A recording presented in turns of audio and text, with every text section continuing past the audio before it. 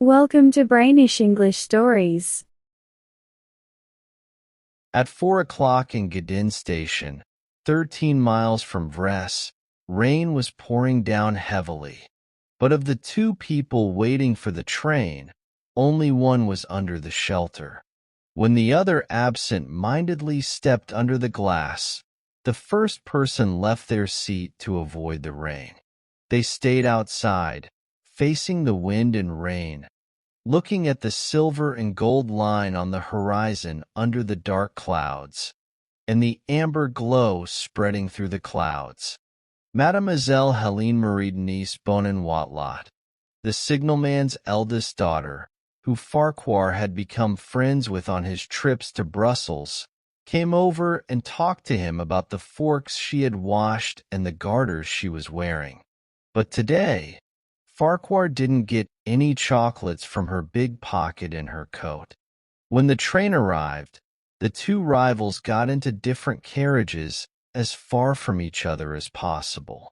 They were both relieved to be moving, even though the train stopped at every station. It felt like the train was moving very slowly. 5 o'clock came, and they reached Hoyet, where they changed trains and had their second encounter. The platform was crowded, and Farquhar, trying to find a seat, ended up face to face with Lucien. He quickly moved away, causing the Belgian ladies nearby to laugh. Lucien found it amusing that Farquhar chose to sit with 3 babies and a nurse instead of sitting with him. Farquhar had a fun journey. He stood the whole way to Dinant and enjoyed the babies crying in the tunnels. At 6 o'clock, they reached Dinant for their third change, and now they had to wait for 30 minutes. The rain had stopped, and the sunlight was shining brightly. Farquhar tried to draw the scene on the back of Dolly's letter while waiting. As they traveled through the beautiful rocky valley of the Meuse River, Farquhar kept checking the time because their train was late. There was a chance they might miss their connection at Namur. If they missed it, they couldn't cross that night and would have to wait another whole day before hearing from Dolly. At 7 o'clock, they passed Yvoire, and the sky was clear. The Meuse River looked beautiful in the sunset's glow. At 7:30, they arrived at Namur station, 10 minutes late, and the Brussels Express was due. Farquhar quickly got off the train and ran towards the main line, followed by Lucien. Despite some obstacles, Lucien managed to get on the train with the help of a stranger. He was exhausted and collapsed in his seat, while the stranger gave him some brandy to drink. It took Lucien several minutes before he could even muster the curiosity to look at his rescuer.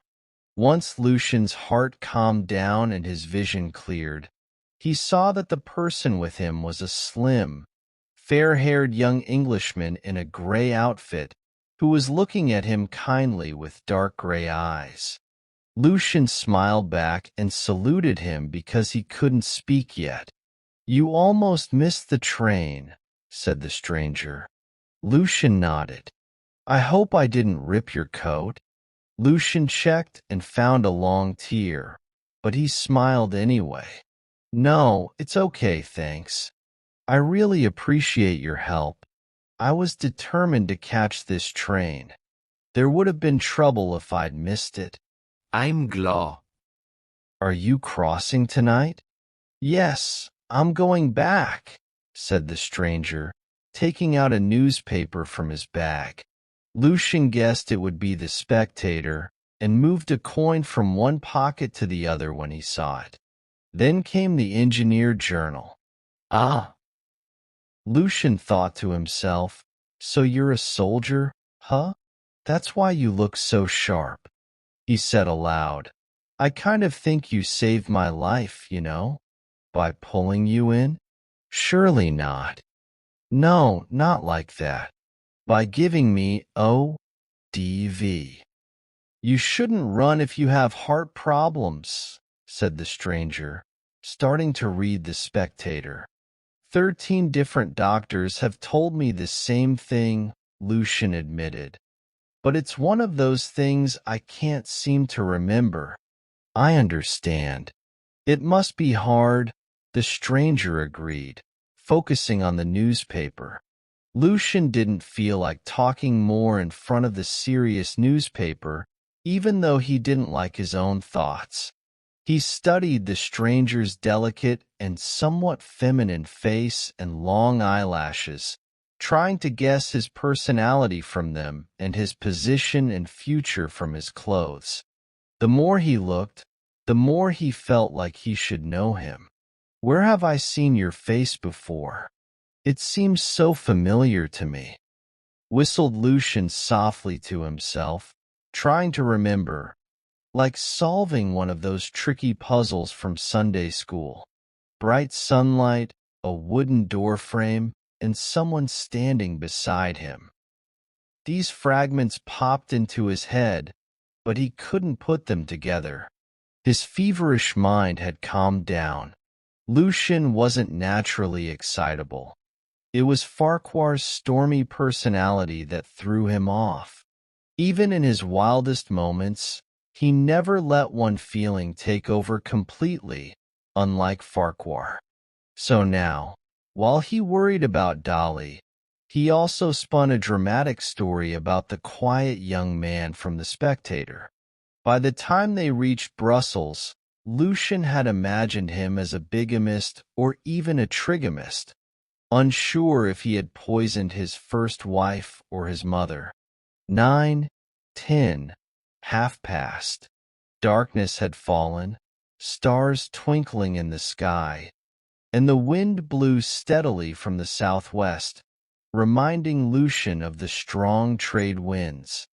Brussels was far behind, Ghent was past, and they rushed through Bruges with 3 loud screeches. The train smelled stuffy and rocked noisily, as only a Belgian train can. They raced over the flat lands, the rhythmic throb of the train echoing like a galloping horse. No tunnels here. They passed canals with a rush and a roar, their golden windows reflecting in the still water. Lucian leaned out, feeling the grit from the engine and smelling the sea. In the west, the sky glowed over Ostend.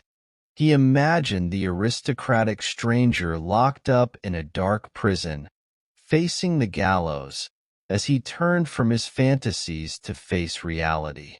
He remembered the despair he felt gambling with Marianne while his wife lay dead upstairs. He had known failure in every aspect of life. Dolly wasn't for him. He had known it, but refused to believe it until now, reaching the lowest point of his troubles before accepting the truth. "We'll have a rough crossing," said the stranger, folding his newspaper. "Are you a good sailor?" "Not at all, are you?" "Couldn't be worse," said the stranger, laughing. "Are you going below?" "No. I'll stay on deck and endure my misery until the end of the journey. Sick transit, as they say, and it's always sickening.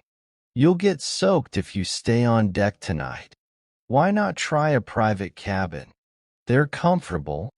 "To be honest," said Lucian, leaning back and stretching his muddy boots, "I'm completely broke. I only have enough for my fare from Dover." "I understand." The stranger stood up to get his bag and put on his coat, moving gracefully like a cat. After a moment, he turned to Lucian and said hesitantly, "I'll have a deck cabin for myself. Would you like to share it?" "I'll be terribly sick," said Lucian, surprised. "So will I." "Well, if you're okay with it, you might find me comforting. I'll be a mess. Are you sure you want me?" "If I didn't, I wouldn't have asked," replied the stranger firmly. "That's really kind of you." "Then it's settled. Thank you very much." So Lucian and Lal crossed the channel together in one cabin, both very ill, especially Lal, who suffered without complaining. He couldn't even give himself credit for his unselfishness because his conscience was too high-minded to praise him for sacrificing his dignity. He also thought he had been foolish to make friends with a stranger. The sight of Lucian coughing and the sight of other passengers dripping wet at Dover made him feel better, as it allowed him to justify his impulsive behavior as an act of common humanity. Among those dripping passengers, Farquhar was the wettest and least pitiable. For the past 4 hours, he had been leaning over the bow of the ship, trying to figure out how to get a special train to Dover. He cursed and swore, but he eventually found out that the quickest way to reach Monkswell was to go past it on the express train to London and then come back on a slower one. He was confident that he would still be the first to see Dolly at Fane's, though how he would manage that was his secret. However, they didn't arrive at Monkswell together. Lucian's friend decided to follow Farquhar's plan and took the express train. Lucian said goodbye and stayed in Dover. During a previous trip in the spring, Lucian had become friends with a porter who worked at the station. Lucian found the porter and convinced him to help him. There was no slow train for a few hours, but there was a goods train leaving immediately after the express. Lucian and the porter spoke to the driver of the goods train, and after it left, Lucian disappeared from Dover Priory. It wasn't allowed, but rules can be broken. Lucian was dropped off at Faversham Junction at 3 in the morning and waited for a slow train to Monkswell from the Kent coastline. First to arrive at the station, Lucian got there at 10 minutes to 7 and started walking to Fane's, which was 2 miles away. He was extremely tired from the adventures of the previous day. The long journey, seasickness, a sleepless night, and anxious excitement. He hadn't eaten anything because he didn't feel like it in Dover and didn't have the chance in Monkswell. The familiar smell of the morning countryside surrounded him as he walked. 9 minutes after Lucian, the train from town arrived, carrying Noel Farquhar and Lal Lawrenson. They saw each other for the first time on the platform and greeted each other distantly. Lal left the station from the down platform and took a field path past the station master's pigsties and clothesline to the road. Farquhar crossed over to the main station buildings on the up platform and found his dog cart waiting in the yard with a very sleepy groom. This was his secret weapon. He had telegraphed Simpson from Gadin before they started, hoping to beat Lucian to Fane's. Now all 3 of them were on the final leg of their journey. Farquhar's dog cart raced down the hill and under the railway arch, its rubber tires making no noise. They passed the surgery, through the village, and into the country lanes, green tunnels sprinkled with sunlight. Simpson, the groom, sat behind, looking immaculate. Suddenly, the horse shied across the road, and Farquhar pulled him up sharply. He looked back to see Lucian sitting by the roadside. Lucian looked defeated yet defiant and amused, while Farquhar was angry and impatient. Farquhar tossed the reins to his groom and said, "Hold that," then jumped down and went to Lucian. "Come on, will you? Damn it." Lucian's expression changed. "Are you giving me a ride, buddy? Do you think I can leave you here?" "Okay, then. I'm exhausted."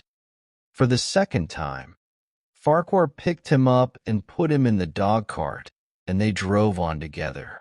Half a mile later, they reached the gates of Fane's. As the horse slowed to go up the hill, The groom jumped down to open the gates. But when he turned, he saw that they were already open, and Farquhar's carriage was disappearing down the slope. He ran after it for a bit, then decided to relax among the bushes and smoke his pipe. Farquhar drove silently down the smooth yellow driveway, passing snow-covered acacias, the stream, the lawn, and the rookery. As they turned the path and the house came into view, he stopped abruptly. In the fresh morning sunlight in front of the open door stood Dolly, wearing her blue dress, calling the pigeons to eat. They flew down to her, blue, fawn, and white, settling around her and on her. She scattered handfuls of grain that sparkled like gold. Her fair skin, chestnut hair, and blue dress were as bright and pure as the sunlight itself. A pigeon landed gently on her head, and she laughed as she shook it off, a carefree laugh and gesture that made Lucian blush.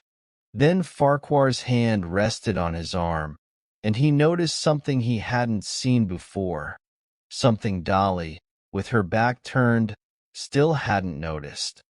A young man in a gray suit leaning a bicycle against the wall, which stubbornly refused to stand.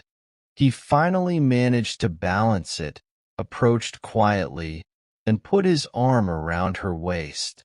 Dolly turned to him, her face brightening as her basket slid down her arm and spilled its contents.